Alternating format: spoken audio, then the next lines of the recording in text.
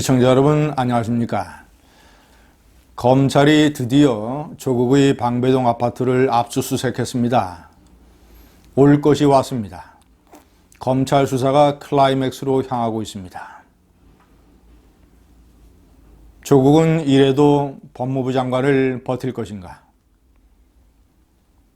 제가 이 클라이맥스에 향한 검찰 수사를 한번 정리해 봤습니다. 첫 번째, 방배동 자택은 조국 비리의 본거지입니다.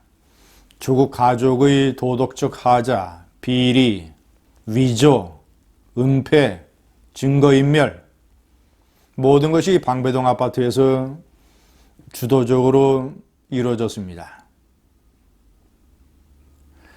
최성해 총장에게 전화를 걸어서 증거인멸을 시도하는 것, 한국투자증권 직원을 동원을 해서 컴퓨터 세대의 하드디스크를 교체해서 증거를 은폐하려고 한 것,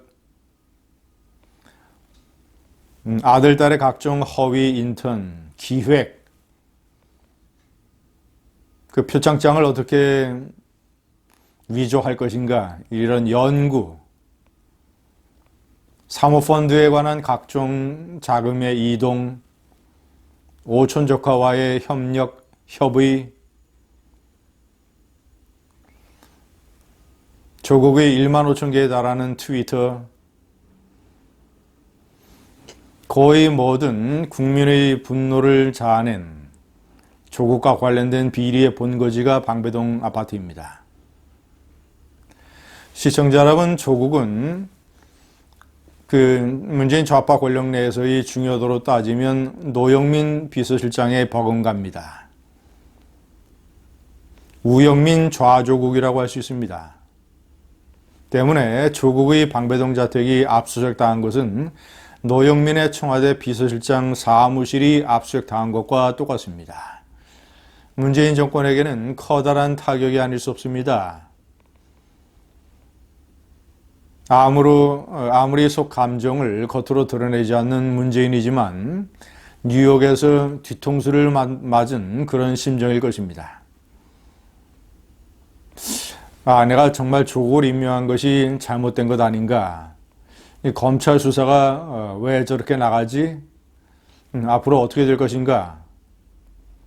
이 결과에 따라서 정말 지지율이 뚝뚝 떨어진다는데 내년 총선은 어떻게 치를 것인가? 겉으로는 웃고 있지만 속으로는 이렇게 부글부글 또는 부심하고 있는 이런 정황일 것입니다. 검찰은 세 번째, 압수수색에서 컴퓨터 세대의 그 교체된 하드디스크, 그리고 조국 서재에 있는 각종 자료, 이런 것들을 아마 중점적으로 압수수색했을 것입니다.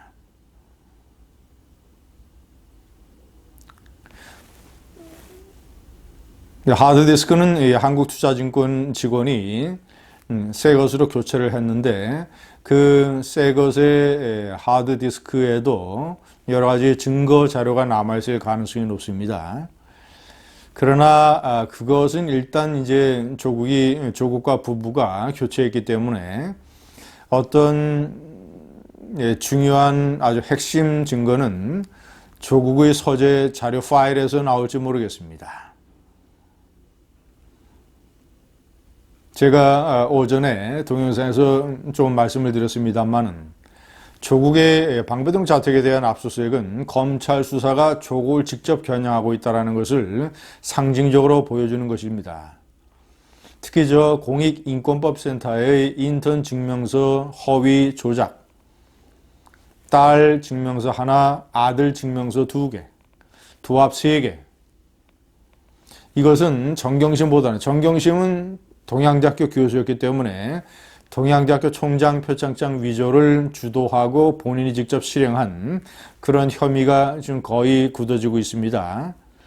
공익인권법센터는 아마도 정경심보다는 그 내용을 잘 알고 있는 조국이 깊이 관여했을 가능성이 대단히 높습니다.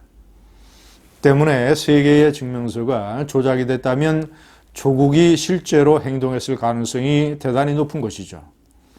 조국으로서는 검찰에 소환된 한인섭 형사정책연구원장, 서울대 법대 교수, 조국의 부산 마피아 3인방 중 한 사람, 한인섭 교수가 그동안 조국에게 신세를 진 것이 많았기 때문에, 예를 들면 형사정책연구원장도 조국이 추천한 것 아니겠습니까?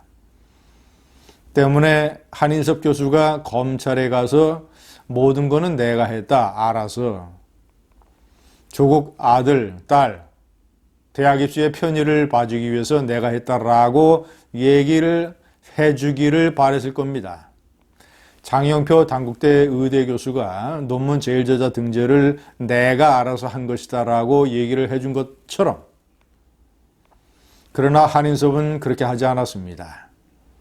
실제로 본인이, 정말이지 본인이 몰랐을 수도 있고, 그 몰랐다면 조국이 직접 위조했을 가능성이 높아지는 것이고, 알았다면 본인이 조국과 협의를 해서 증명서 3개를 허위로 발급해 줄 가능성이 대단히 높은 것이죠.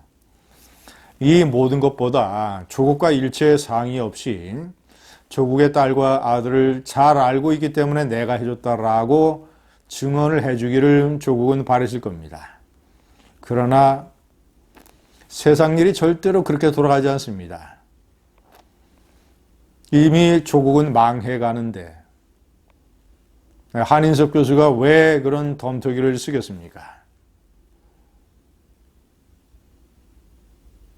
조국은 점점 더 어려운 궁지로 몰리고 있습니다. 5번째, 이제 마지막으로 남은 것은 조국과 정경심의 핸드폰입니다. 이 2개의 핸드폰 안에 많은 놀라운 증거 자료가 숨겨져 있을 것으로 저는 판단합니다. 각종 범죄와 비리의 기도, 협조, 은폐 노력, 정경심이 한국투자증권에게, 증권 직원에게 보였다는 분노, 당신이 나한테 그럴 수 있느냐. 이 모든 것의 흔적이 고스란히 조국과 정경심의 핸드폰에 담겨져 있습니다. 그러나 검찰이 조국의 핸드폰을 압수수색하는 것은 대단히 부담스러운 일이 될 것입니다. 왜냐? 그것은 직전까지 조국이 민정수석이었기 때문에 문재인 좌파 권력의 각종 핵심 인사들과 통화나 문자를 한 내용들, 그리고 문재인 좌파 정권의 각종 중요한 사건들, 예를 들면 환경부 블랙리스트 사건, 민정수석실에서 있었던 각종 의혹 사건, 그리고 각종 인사들에 관한 추천, 이런 것에 관해서 놀라운 비밀이 그 핸드폰에 숨겨져 있을지 모릅니다. 문재인의 급소가 담겨져 있을 가능성이 대단히 높은 것이죠. 그래서 검찰로서도 정말이지 이것은 하나의 판도라 상자가 되기 때문에 감히 압수수색할 생각을 현재까지는 못할 겁니다. 압수수색을 해서 만약에 지운 자료들을 다시 포렌식으로 다 살려내고 이렇게 해서 일반 국민이 상상하지 못했던 여러 가지 일들이 터져나온다면 그것은 정말이지 문재인 좌파 정권으로서는 파멸의 문을 여는 것과 같을 것입니다.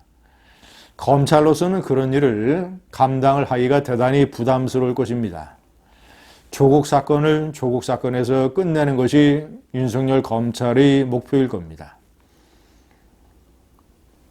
자, 6번째, 정경심은 곧 소환이 될 걸로 알려지고 있습니다. 한국일보는 보도하기를 몇 차례 소환 요구에 정경심이 불응을 했다. 이유는 너무나 정신적인 스트레스를 받아서 정신과 진료를 받고 있기 때문이다라는 거였다는 것입니다. 그래서 검찰이 체포영장도 검토하고 있다고 한국일보는 보도했습니다. 정신과 진료를 받고 있다고요? 몸이 아프다고요? 국민은 머리가 터져 나갈 것 같습니다. 7번째, 만약에 정경심이 소환이 되면 구속영장이 청구될 가능성이 대단히 높습니다. 왜냐? 증거인멸의 혐의가 너무나도 뚜렷하기 때문에 증거인멸 혐의 때문에 조국의 오촌 조커가 구속됐습니다. 같은 기준을 적용을 하면 정경심도 구속될 가능성이 대단히 높습니다. 부부는 함께 구속하지 않는다라는 검찰의 관행이기 때문에 정경심이 감옥에 가면 조국은 감옥행은 일단 면할 것입니다. 감사합니다.